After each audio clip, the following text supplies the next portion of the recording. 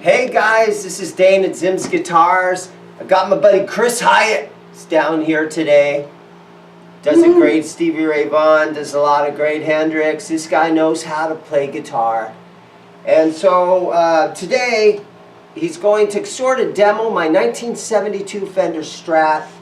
I do have this guitar, is for sale. And I want to let him play it for a little bit and then ask him a couple, what do you think about it, man? What do you like about the frets, or what do you don't like about it? So go ahead and jam out for a minute. All right. I don't even really know how to play.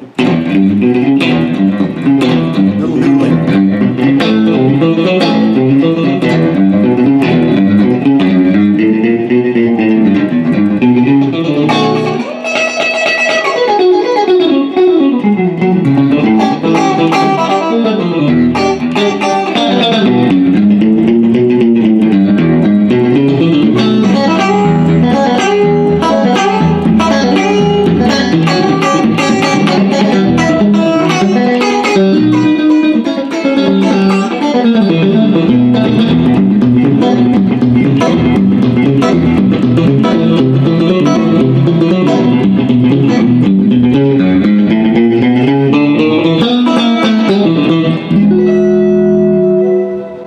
Wow. So what's your first impressions of it? Great pickups. Okay, Really good pickups. Okay, now these two are stock 72 pickups, but this thing has been changed out. Sometime in the 1980s, the original owner put a DiMarzio in there or something. Probably hot. And this pot, the volume pot, has been changed out. Believe it or not, on these, on the bridge, these are off in 1962. For some reason, the guy had 3 saddles that he took off in 1962. How crazy is They that? do look, oh, you know what the difference, of course you know the difference, these are solid and these are hollow. I wonder if that changes. Well, I think these say patent pending, where these are your Fender or just regular, but these actually say patent pending. I don't even think these are Fender. I guess that's what it is. They're styled.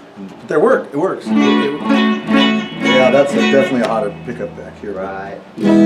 I've never played a Strat with Those frets are like barely anything to them. I would think really beneficial to, like, if you want to put super heavy gauge strings, because you could get the action real nice and low. And of course, bigger, heavier strings got more tone and more volume. So I would say that some people have said, hey, I think you need a refret on that thing. So it's never had been refretted.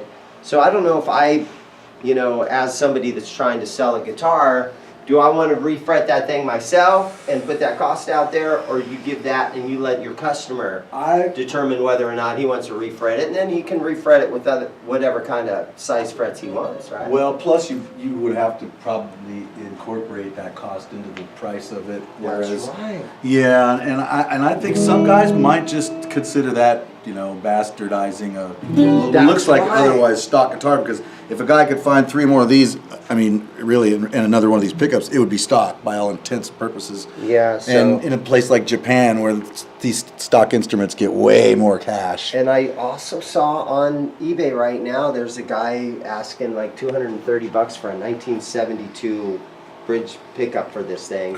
So I don't know if I want to throw that much more money into it. You might want to leave that up to the future owner. That's what I'm thinking. It's amazing how little wear a neck this old has, because there's so much lacquer on the neck. That shows very little. The guy that bought this guitar bought it at Ziggy's in downtown Phoenix in 1975. You mean that place on 3rd Street? Yeah, Ziggy's. That's funny. And I don't think he played it very much, and he left it at his mom's house, and he told me stories about where he moved to San Diego, but it always stayed at his mom's house. He didn't play it that much.